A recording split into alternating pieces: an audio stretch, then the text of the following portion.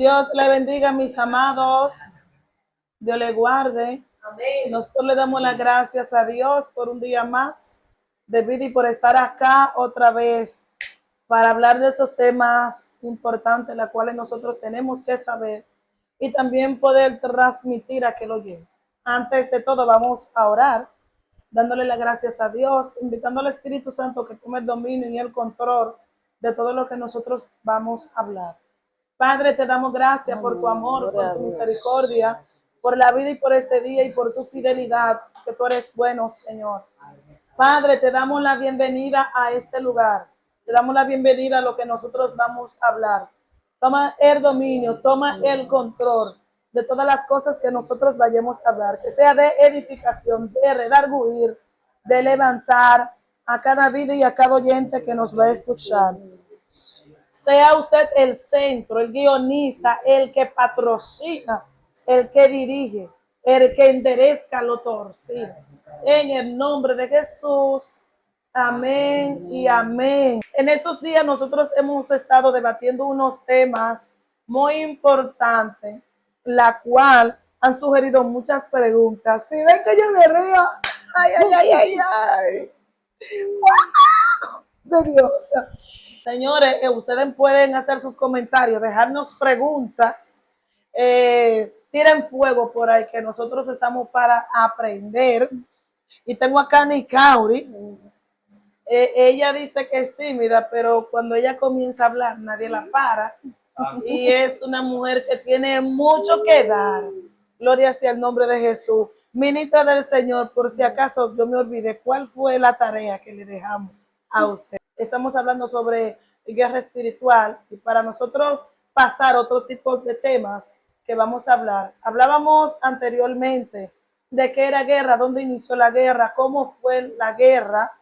Gloria a Dios, que es una guerra espiritual y que son guerras físicas, las cuales hablábamos de armas físicas y armas espirituales. ¿Qué es artillar? Hablábamos de que artillar, la palabra artillar es de munición, es de arma. ¿Qué es la artillería? Es un conjunto, podemos poner que es un conjunto de armas, de herramientas para una función. Cuando vamos a artillería vamos a encontrar muchos tipos de definiciones o de ejemplos, como en vehículos, en aviones, en otros tipos de herramientas. Y cada uno de esos tienen sus armas, sus herramientas. Las herramientas que hay en un carro no son las mismas herramientas que vamos a encontrar en un avión o en una bicicleta. Y cada una de esas herramientas tienen su lugar, sus posiciones. ¿Verdad que sí? O sea, aquí nosotros vamos a aprender cuáles son esas herramientas que nosotros necesitamos para la guerra espiritual. Y en qué momento yo tengo que usar estas armas. O sea, hay veces que nosotros comenzamos a usar una arma a de tiempo. Y tenemos que tener eso muy en cuenta. Cuando tengo que sacar la espada, y que sacar tu espada y pelea, sacar tu espada y pelea. Y a veces el tiempo de orar, de interceder, de equiparme con todas las herramientas que habla Efesios 6. Y cuando ya yo tengo todos esos equipamientos, entonces salir a la guerra. ¿Es necesario tener esos tipos de armas para ir a la guerra? Sí. Un militar que salga sin su arma de guerra o que manden a alguien a otro país a una guerra y que vaya con las dos manos. Yo soy soldado y vine aquí a pelear, pero sin nada en la mano. Estoy hablando de un término físico. Aún así, cuando va con esa arma, antes de ir, hay un entrenamiento que le dan cómo manejar esas herramientas. Incluso mi papá trabaja con pico y con pala y con machete, en conucos. Y aún en esos tipos de trabajo hay que saber cómo se usa un pico y cómo se usa un machete. Tengo una hermana que ella puede venir frente a ti con un machete y usted ni se da cuenta que ella tiene el machete. porque ella pone el machete así, lo dobla y el machete está en este brazo, porque ella tiene una destreza como usar el machete.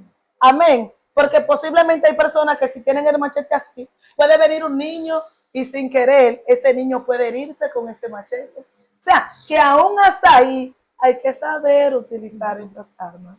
Entonces, dentro de esos temas que nosotros hablamos, hablando de un término espiritual, yendo al principio de Génesis 1:1, de la creación, en el principio creó Dios los cielos y la tierra estaba desordenada y vacía. Y hablábamos de ese desorden, quién fue que lo armó, cómo se armó ese desorden y quién fue la persona que armó ese desorden y por qué Dios habla que comenzó a ordenar. Si Dios siendo un Dios ordenador, no iba a ser todo. ¿Verdad que sí? Y entramos en esa fase de Génesis 1:1. Y por ende de ahí se surgieron muchas preguntas.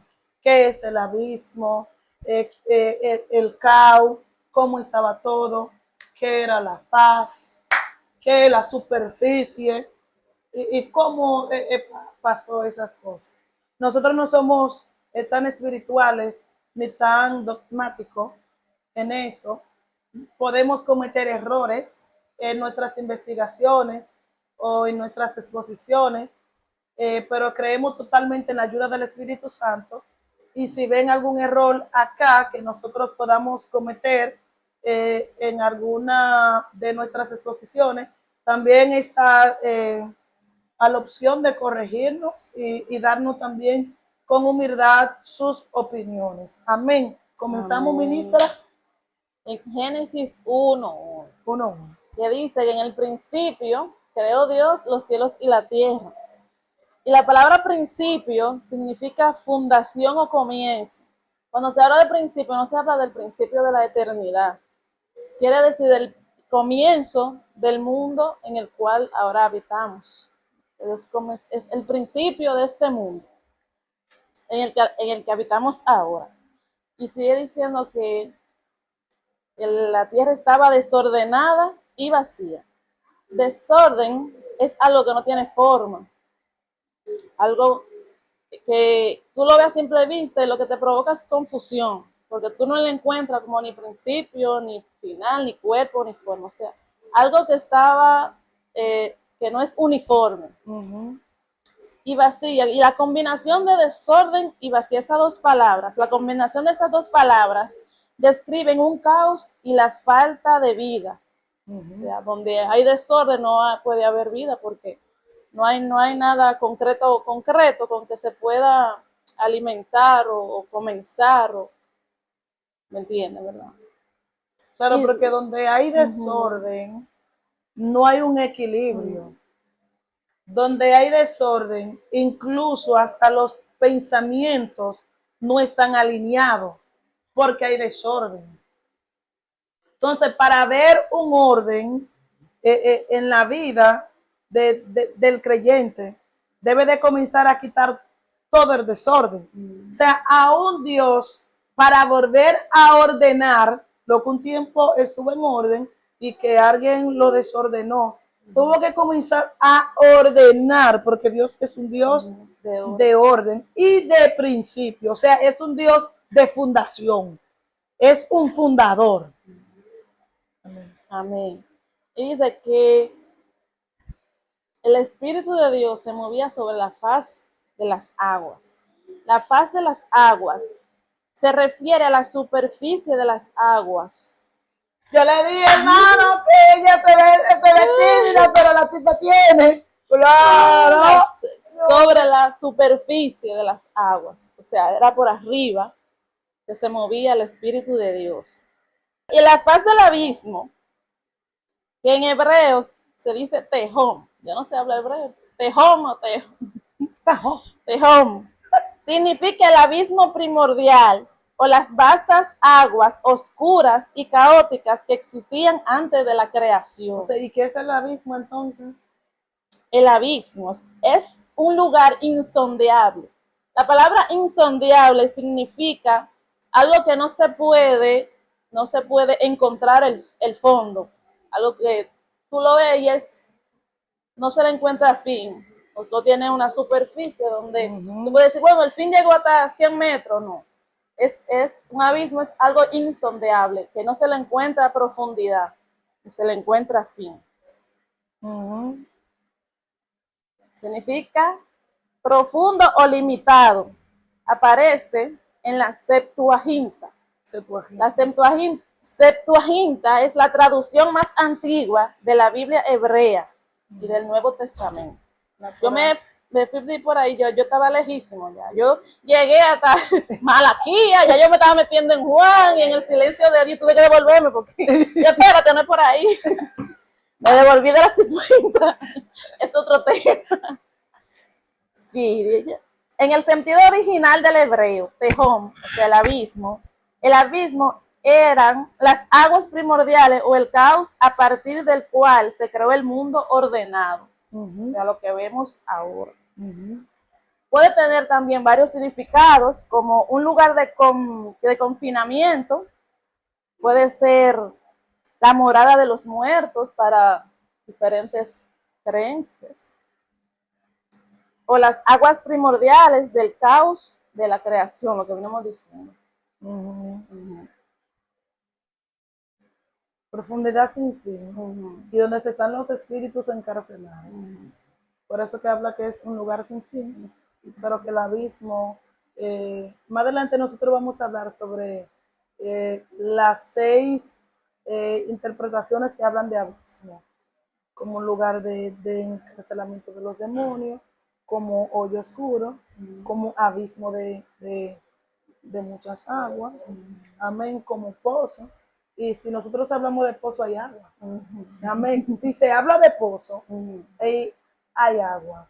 Amén. Incluso se habla en el libro del Apocalipsis que cuando se desencadenen esos espíritus que están ahí.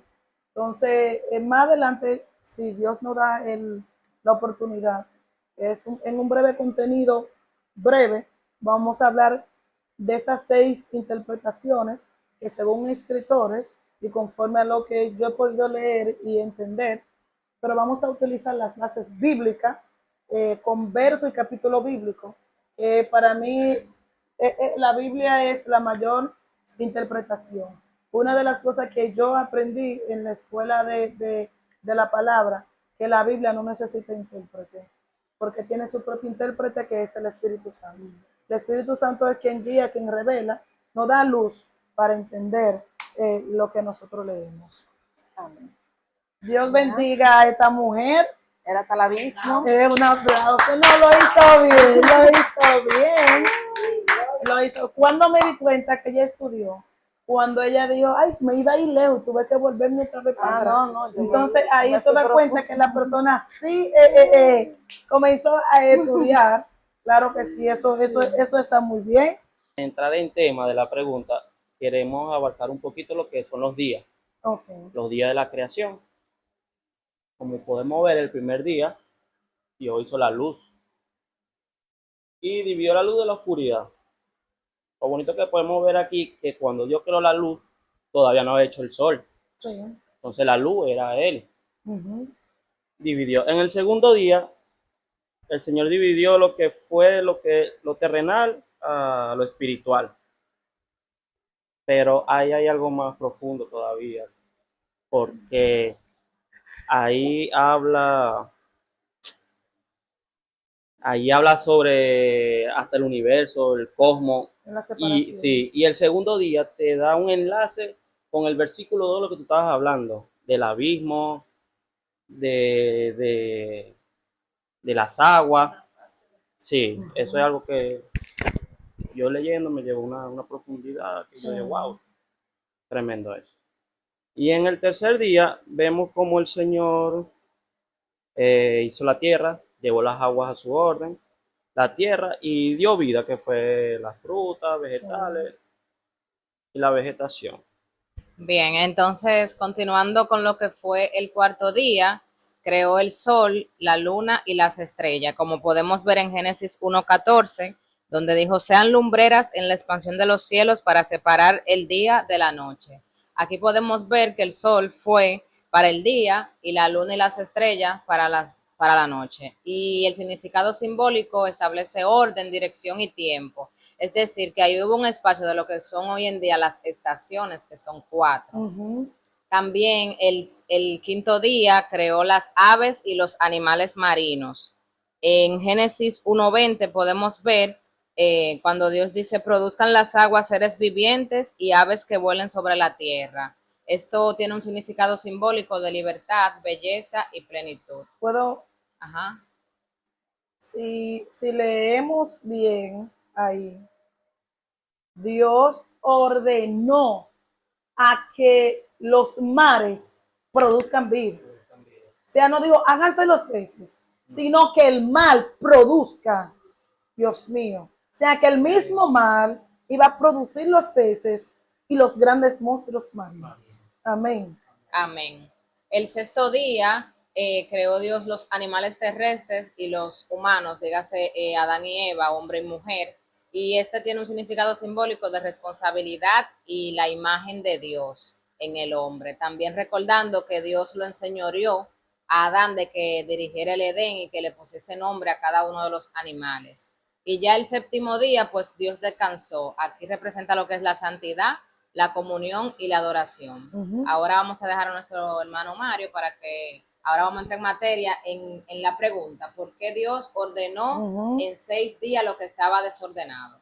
Ok, antes de entrar ahí, es bueno aclarar que Dios lo pudo haber, porque es todopoderoso, Él lo pudo haber hecho en un día, 2 días, en segundos, en años, no tenía un tiempo para hacerlo.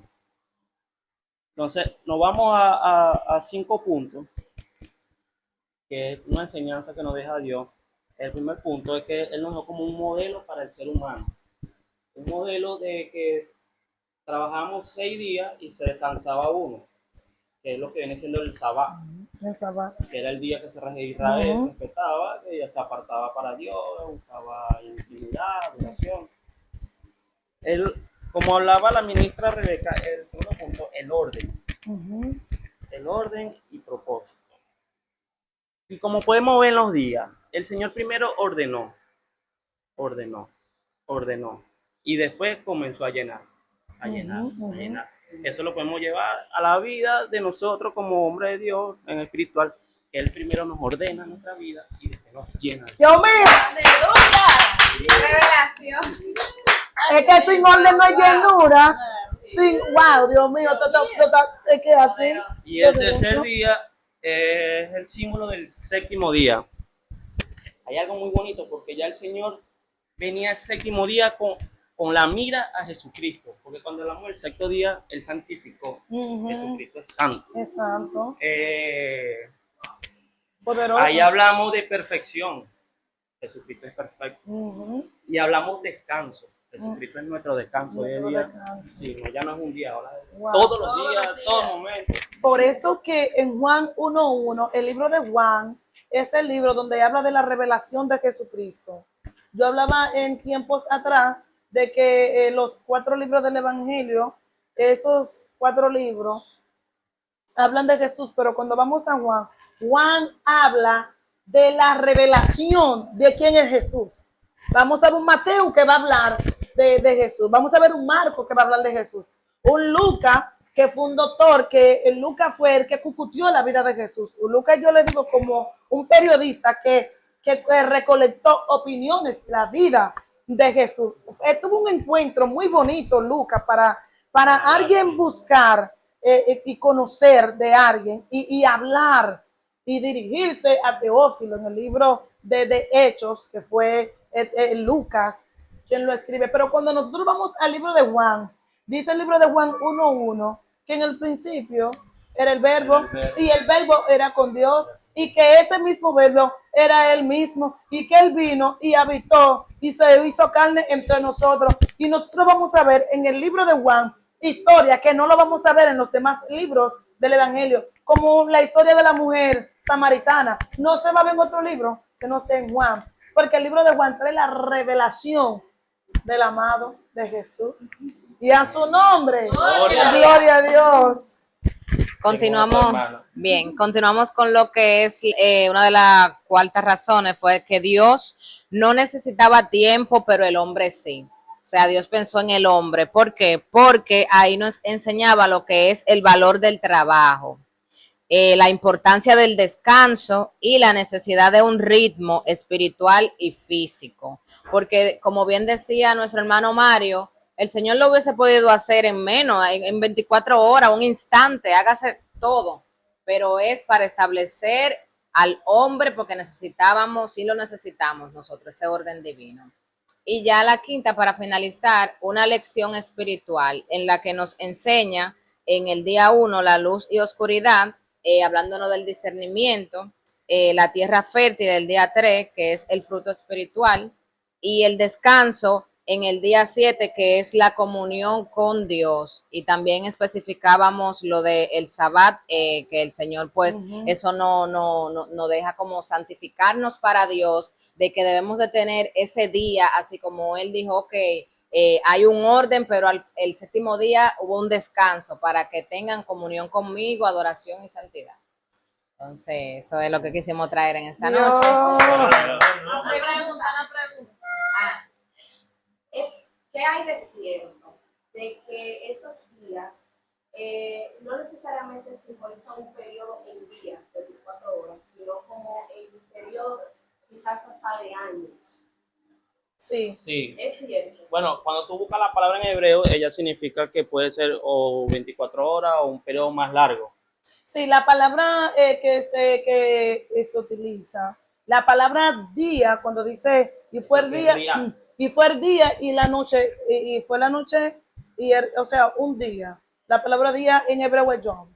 Y cuando buscamos la palabra yom, hay otras interpretaciones, y se busca ese significado, se habla de 24 horas. Amén. Y cuando se habla de 24 horas, se está hablando de temporada. Y según la mayoría de los escritores que yo pude investigar, se está hablando de 24 horas, porque es la palabra correcta en el hebreo, yom, que significa día. Hay personas que dicen, y fueron 6 días o millones de años que Dios hizo la creación. Dios no necesita millones de años para hacer la creación, porque Él es el dueño de la creación. O sea, Dios no necesita 1.000.000 de años para hacer su creación y a su nombre. Ahora bien, con respecto a lo que ellos hablaban en sus exposiciones, Dios también a nosotros nos modeló lo que es el orden, que el hombre necesita un orden para ser lleno. Sin orden no podemos ser llenos. Entonces nosotros vamos a estar intoxicados y vamos a seguir intoxicando la naturaleza de Dios. Entonces Dios, siendo un Dios ordenador, ordenó y después llenó. Amén. Lo que estaba desordenado. Y por ende yo entiendo que es de 24 horas, porque la misma en traducción en hebreo dice que es yom, que es 24 horas, habla de temporada, de un largo tiempo. Amén. O sea, para mí Dios no necesita 1.000.000 de años para crear lo que Él mismo es dueño de Él. Ahora sí nos da la enseñanza a nosotros para ser ministros ordenados y hacer las cosas en orden para el reino de Dios. Creo que ellos hicieron algo maravilloso. Poderoso. Estudiaron, me gustó. Me gustó la visión que Mario pudo ver a la hora de estudiar, que comenzó a hablar del orden, para Dios llenarnos. Tenemos primeramente que ser ordenados. Y hablaba del número 7, que es un número perfecto, el tiempo perfecto. Y hablaba del tiempo del descanso. Jesucristo nos trajo descanso, nos trajo la santificación, la purificación. Hablaba del Shabbat, que era el tiempo que se utilizaban para el descanso. Gloria sea el nombre de Jesús. Tremendo. Eso me da a entender de que sí estudiaron. Ay, ay, ay, ay, ay, ay, ay. Excelente, excelente. Nosotros tenemos la última exposición. A nosotros nos tocó exponer de Génesis 1:3, cuando dijo Dios, sea la luz, y fue la luz. Pero usted hizo una pregunta, que por qué, o sea, a qué luz fue que se refería cuando Dios hizo eso ahí en ese versículo. Bien. Entonces, yo estuve investigando varios puntos. Lo primero es que Dios, ahí vemos un Dios creador. que era lo mismo que usted acabó de decir, que Él, con solamente decir una palabra, existe. Lo que Él va a crear, o sea, existe inmediatamente, o sea, un Dios creador.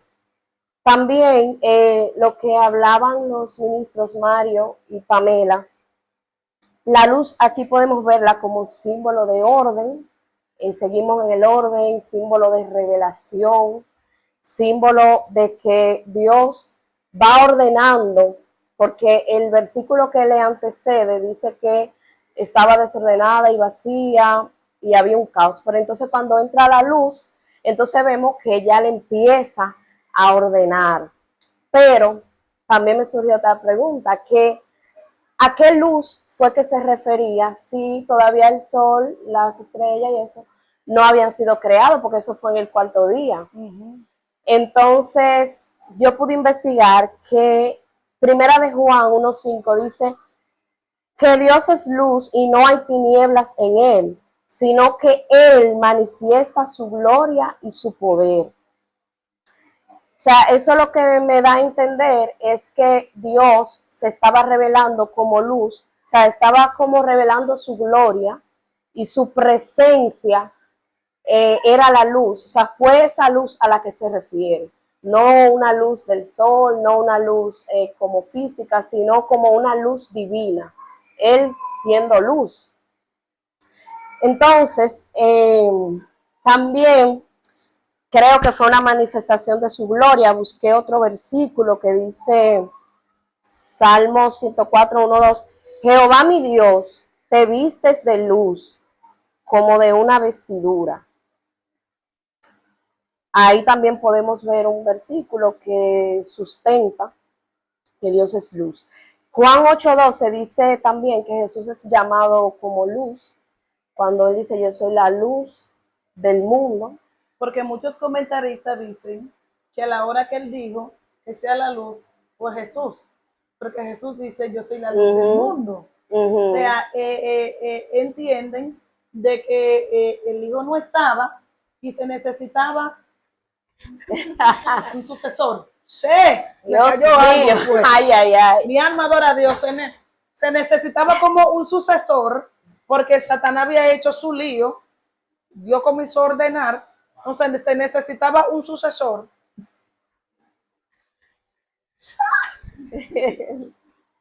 Dios mío. Sí, tú sabes otra cosa que yo pude investigar, que los historiadores también piensan que como Satanás se llamó Lucifer, como que se refiere que no, que fue a Satanás que Dios creó, o los ángeles, o seres de luz, y no es así, no es así, porque si buscamos en Job 38:4 dice, ¿dónde estabas tú cuando yo fundaba la tierra?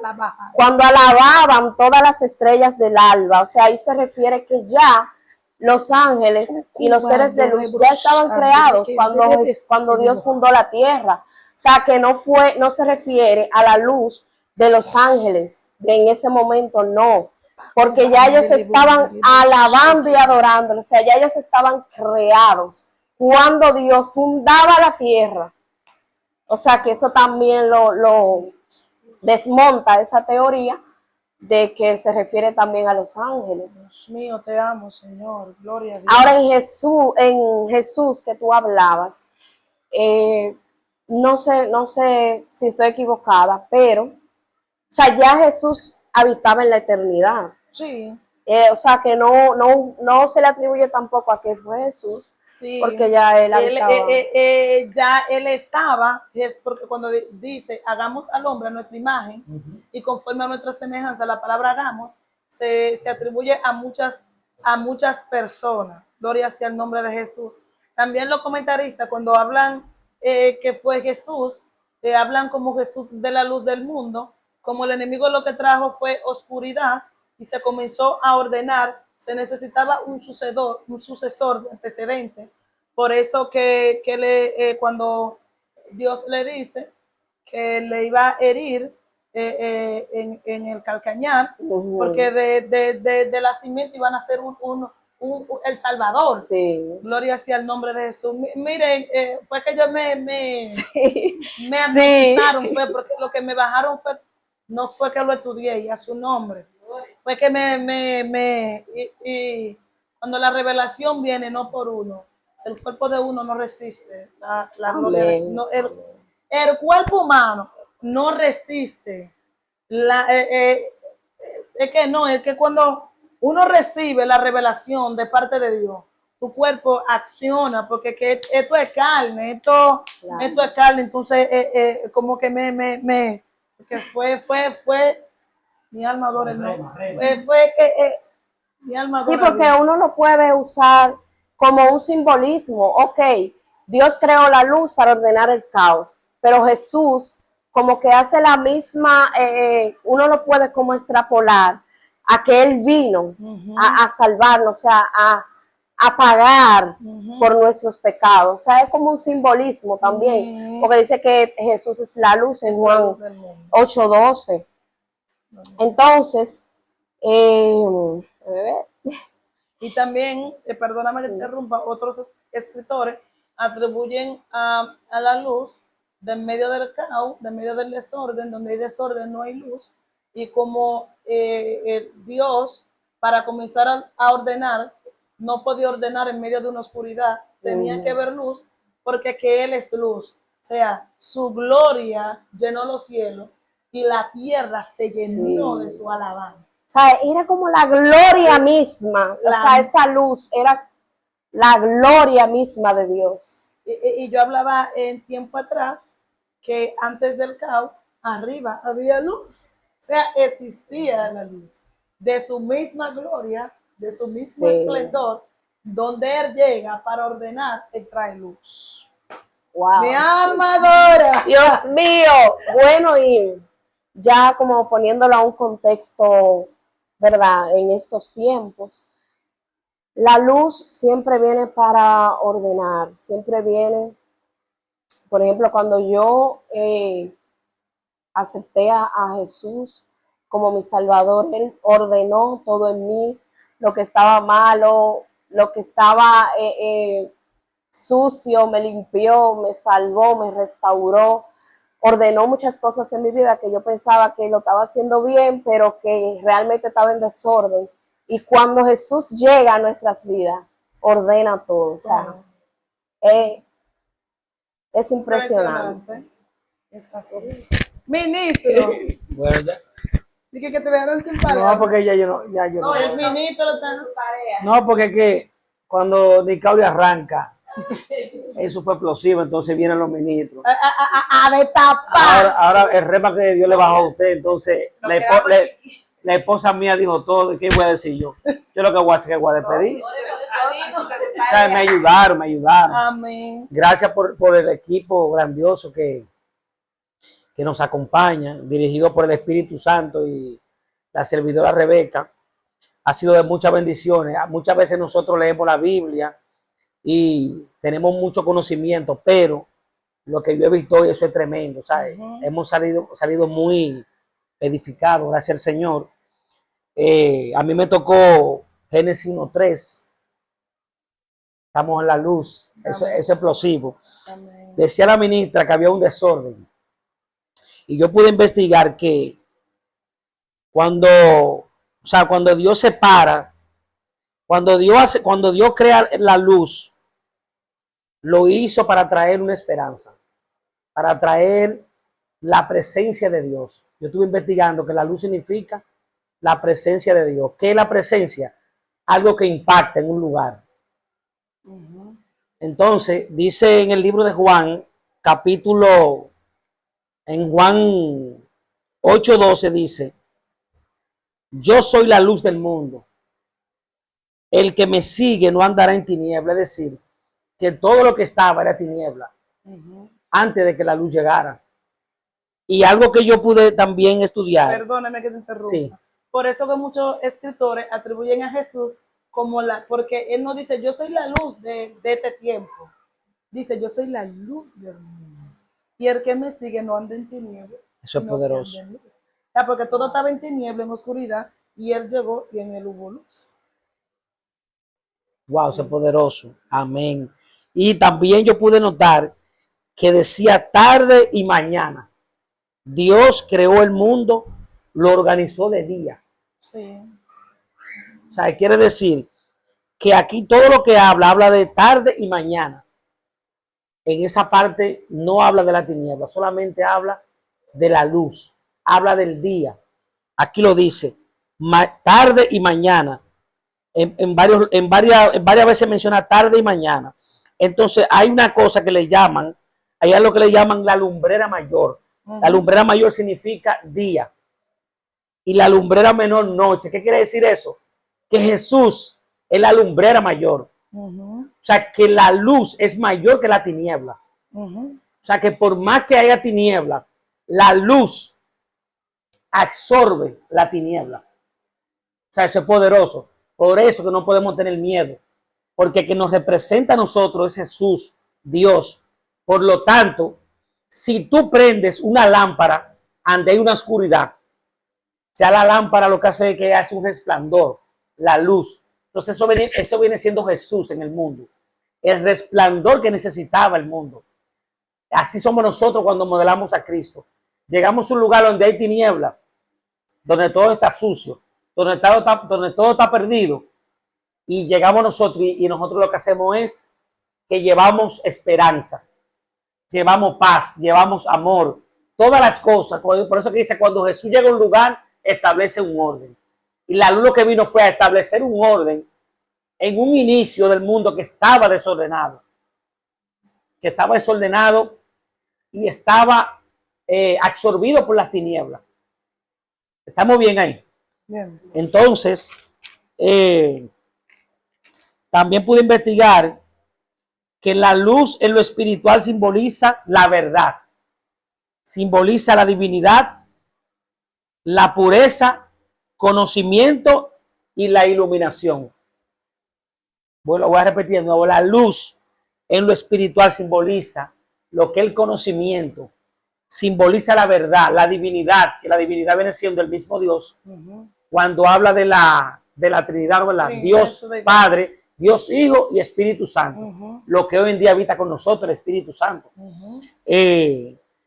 La esperanza, que es la guía en medio de la oscuridad, es Jesús. Si nosotros notamos, la Biblia en unas 436, 500 y pico de veces menciona la luz. ¿Qué quiere decir eso? Que eso es poderoso, ¿sabe? La luz es lo que hace. Trae esperanza. Exactamente, la esperanza. Y el que lee la Biblia, ¿qué es lo que anda buscando? La verdad y la esperanza. Y el conocimiento. O sea, el conocimiento lo da Dios mediante la palabra. Y la palabra de Dios está inspirada por el Espíritu Santo. ¿Sabe qué? Eso es. No hay forma. Eso, gracias por todo. ¡Ay! ¡Aleluya! Hay personas que dicen, no, pues, quiero ver la luz al final del túnel, como el simbolismo de esperanza, ¿no? Jesús. Sí. Y que Jesús, Rebeca, una cosa que me faltó. Jesús es la salvación del mundo. Por eso es que habla que yo soy la luz del mundo. O sea, combinan la salvación con la luz del mundo.